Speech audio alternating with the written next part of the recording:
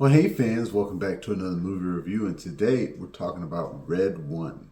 So Red One is a Christmas action comedy film directed by Jake Kasdan, starring Dwayne Johnson, Chris Evans, Lucy Liu, J.K. Simmons, Nick Kroll, and many other names. And it follows this hacker named Jack O'Malley who is recruited by Santa's top elf to help him find Santa after he's kidnapped from the North Pole. And this, I'm going to tell you what. First off, I'd like to thank Warner Brothers for sending me a 4K copy of the movie. Normally, I do not watch Christmas movies after the Christmas season. And in all honesty, I did actually watch this during the Christmas season with my wife. And you know what? It's definitely an enjoyable movie. It's an enjoyable background movie, an enjoyable family action movie. I do feel like this is a movie that would have thrived in the early to mid 2000s. Like, this type of plot definitely reminds me of something straight out of the Santa Claus. It would have worked well then. And one thing this movie does very well, it sets up lore. The lore in this movie is really what got me interested. And by lore, I mean it goes well beyond Christmas. There's like this mythical organization called Mora. They're like a mythical oversight and restoration authority or something like that. I think that's what it stands for. And they basically keep tabs on all of the mythological creatures, your Bigfoots, your Santa Claus, your Headless Horsemen's, Krampus, stuff of that nature. They make sure everybody's in line and doing what they're supposed to do. And you figure this out more when Jack and Callum go to their headquarters because they need to talk to him about something. And you see the Headless Horseman get taken by for questioning. And you're like, I kind of want to know more about him. Like, well, what's up with that part of the story? Like, what about the other holidays and like the Easter Bunny? Is he in this world? You know, very much like the Rise of the Guardians movie.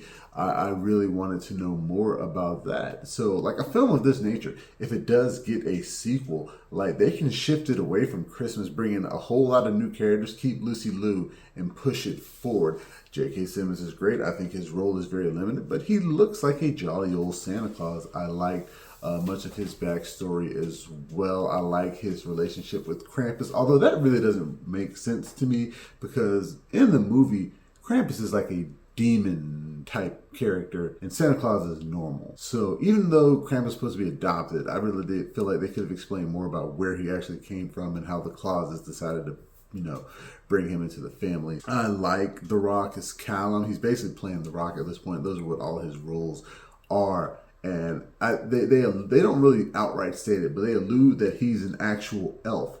And like there's a fun, it's funny, but it really doesn't make sense. There's a joke in the movie where Callum has Jack dress up so he would be hidden from the rest of the magical creatures at Krampus's place. And he's like, why do I have to dress up? He's like, because you're a human. He says, aren't you a human? He says, do I look human?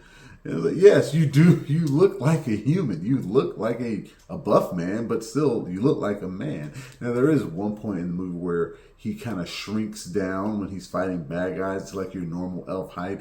And they don't really explain, like, is he just going to his normal height? Is he really naturally that small and he's returning to that? Or is he using like that shrinking technology that they use on the toys and whatever on himself? But earlier they do say that you can't use that technology on living beings. So, I mean, maybe that is his actual height. I'm not sure how well this movie did in theaters, but there is one thing I'm well aware of. It costs way too much money.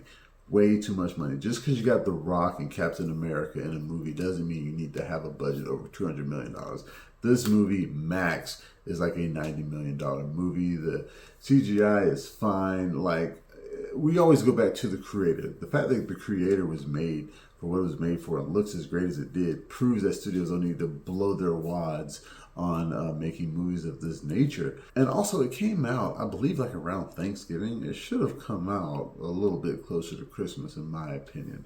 But yeah, like if you are looking for a fun family Christmas movie, I think this will fit that bill, and I think that everybody can enjoy it. Like I said, very much, you know, the Santa Claus vibes kind of mixed with a little bit of Jumanji in there, and I just think if they had spent less on this money, it would have done well. In terms of a score, I'm gonna give Red One a decent 7.3 out of 10. Like I said, had a fun time watching it. I think it is probably best kind of watched in the background, especially if you're out of the Christmas season.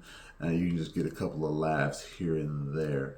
And I almost forgot about Chris Evans. Chris Evans, he's great. He's kind of playing that guy that he plays when he's not being serious and he's having fun and collecting a check. He's very stereotypical in the fact that, of course, he's going to be on the naughty list. And, of course, he's going to be skeptical of everything that's happening until his eyes are opened to this magical world. But, yeah, you can't go wrong with the cast. And the villain. The villain's not that bad. The villain, I understand.